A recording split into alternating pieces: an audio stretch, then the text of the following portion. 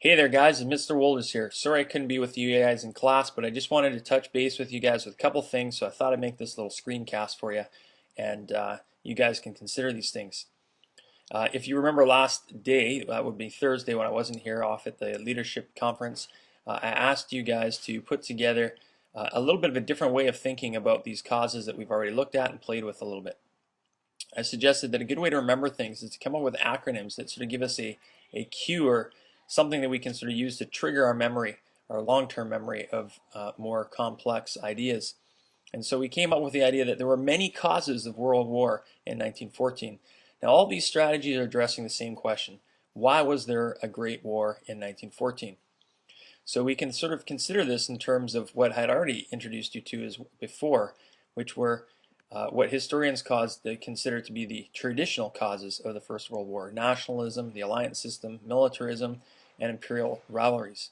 And we've already talked about some of the maybe the holes or some of the flaws that might exist in these traditional or orthodox arguments.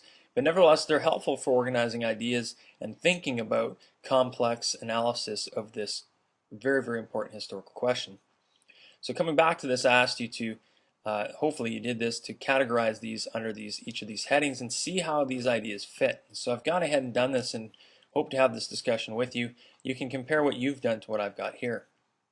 Under militarism, those being causes related to the arms race and militarization of Europe before 1914, I put the Anglo-German naval arms race, as it's played a huge role in increasing tensions, as well as the Schlieffen Plan. Remember, the Schlieffen Plan was just representative or symbolic of several plans that were in existence at the time of these nation states who had complex plans to go to war in the event that one occurred. Move from there to the alliance system, these being causes related to the balance of power or the alliances that existed at the time. We've got the blank check, of course, which was Germany's unconditional support of Austria. Remember that Fromkin, however, sort of disagrees that this was really a instrumental thing here. He thought the decisions of von Moltke and German leadership were more decisive. We have the alliance system, such as the Triple Entente and the alliance between Austria and Germany, of course, very important. The Moroccan crises, which pushed Britain and France into a closer alliance than they might have otherwise been because of their rivalry with the common rivalry with Germany, as well as the Franco-Prussian War, of course, which necessitated the alliance system in the first place as it disrupted the balance of power. Bismarck, of course, you remember, was always worried about being one of the three in a five-power system, but prior to 1914, Germany had fallen out with Russia, and they were now only one of two in a five-power system.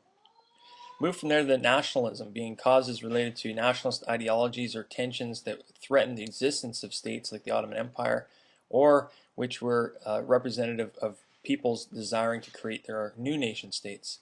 Well, the Balkan Wars fits there clearly, as does the annexation of Bosnia and the Pan-Slavic ideology.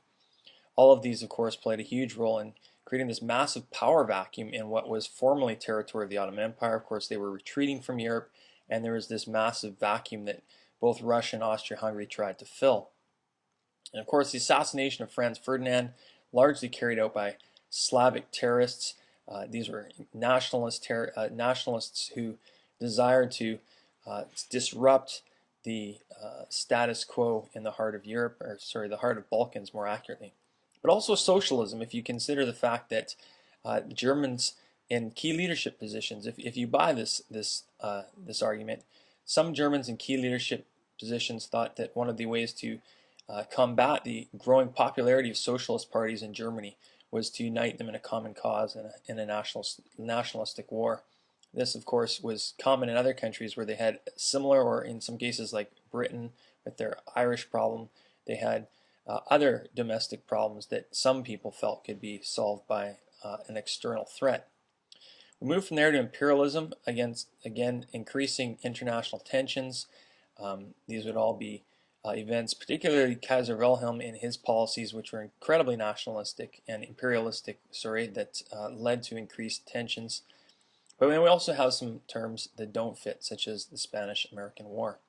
Now the key thing here, of course, would be to create a very, very coherent and clear thesis statement, and then to structure your answer around these, of course, coming up with a final analysis of which of these causes was significant or the most significant to the war.